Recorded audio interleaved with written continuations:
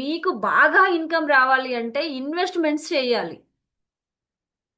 ఒక్కటే పట్టుకొని కూర్చుంటే మీకు ఒకటే ఇన్కమ్ ఉంటే కుదరదు. ఒక్క ఇన్కమ్ తో మీరు సర్వైవ్ అవ్వడానికి సరిపోతుంది.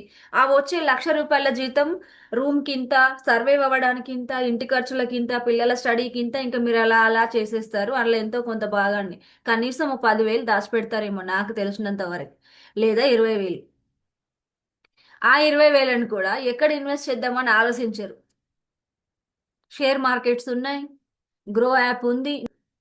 కొంతన్నా మనకు అనాలిసిస్ తెలిసి ఉండాలి, లేదా తెలిసిన వాళ్ళతో అయినా మనం ట్రావెల్ అవ్వాలి. మన సంపద రెట్టింపు అవ్వాలంటే బీరువాలో బ్యాంకులో దాయకూడదు డబ్బుని. కొంత ఎమర్జెన్సీ ఫండ్ ఉంచుకోవాలి. కొంత ఎమర్జెన్సీ నీడ్ క్యాష్ రూపంలో కొంత ఇంట్లో ఉండాలి.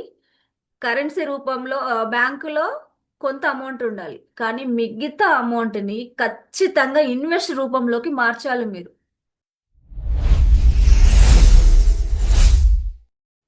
మల్టిపుల్గా ఇన్వెస్ట్ చేయాలి, ఒకటే దగ్గర చేయొద్దు. చాలా చాలా చాలా ప్లేసెస్లో ఇన్వెస్ట్ చేయాలి. ఎక్కువ ల్యాండ్ పైన చేయడం ట్రై చేయండి. ఓకేనా? ఎక్కువ ల్యాండ్ పైన. తర్వాత ఏదన్నా మీకు ఐడియా ఉంటే రాబర్ట్ కియోసాకి చెప్పినట్టుగా ఫ్లాట్స్ కొనండి, రెంట్లకి ఇచ్చేయండి. రెంట్కి ఇవ్వడం ట్రై చేయండి. ఫ్లాట్స్ కొనాలి, రెంట్లకి ఇచ్చేయాలి. ఆ ఇల్లే మీకు సంపదను క్రియేట్ చేసి పెట్టాలి.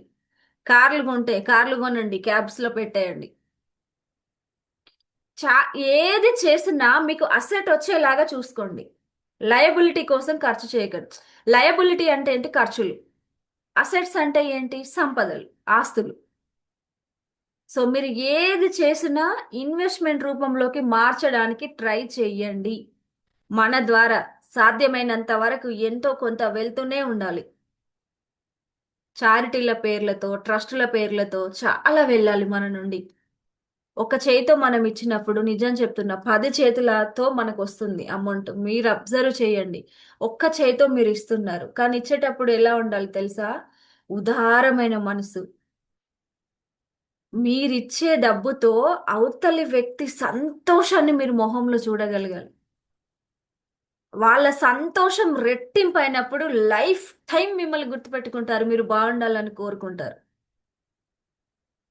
బాగా గుర్తుపెట్టుకోండి. ఇప్పుడు మీరు అందరు నాకు ఫీజు కడుతున్నారు కదా, మీ అందరి ఫేసెస్లో నేను అదే హ్యాపీనెస్ చూస్తాను. మీ అందరికి ఏ ఏ పర్పస్తో వచ్చారో ఆ పర్పస్ తీరాలని ప్రతిరోజు నేను మేనిఫెస్ట్ చేస్తాను. మీరు బాగా గుర్తుపెట్టుకోండి. ఫీజు కట్టి వస్తున్నాం, ఆమె సబ్జెక్ట్ ఇస్తుంది, నో. మీతో నా బాండింగ్ జస్ట్ నా మాటలు, మీరు ఈ జూమ్లో కనిపించడం కాదు. ఇక్కడ కనిపించే ప్రతి ఒక్కరు నా ఫ్యామిలీ. నా దగ్గరికి క్లాస్కి వచ్చిన ప్రతి ఒక్కరు నా ఫ్యామిలీ. నా ఫ్యామిలీలో అందరు బాగుండాలని నేను ఫస్ట్ కోరుకుంటేనే నెక్స్ట్ నా విష్ నెరవేరుతుంది తెలుసా? దేవుడు చూసారా ఎక్కడి నుంచి ఎక్కడికి కనెక్షన్ పెట్టారో? మనకేం కావాలో ఫస్ట్ మన చుట్టూ ఉన్న వాళ్ళకి కావాలని కోరుకుంటే మనకు జరుగుతుందంట.